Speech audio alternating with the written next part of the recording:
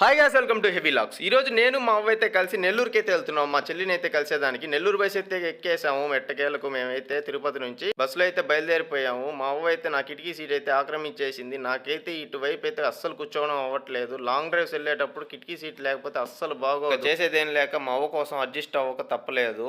మేమైతే ట్రావెల్ అయితే చేస్తున్నాం. ఎట్టకేలకు మాకైతే ఇప్పుడు నెల్లూరుకి అయితే మేము చేరుకున్నాము.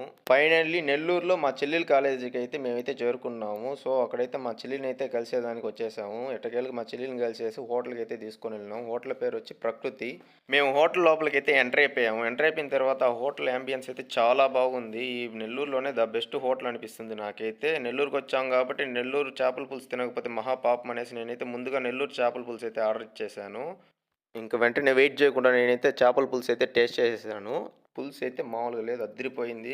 ఆ తర్వాత మా చెల్లికి సెండ్ ఆఫ్ ఇచ్చేసి మేమైతే రిటర్న్ అయిపోయాం. సరే మచ్చా, అయితే మళ్ళా కలుద్దాం. ఉంటా, బాయ్.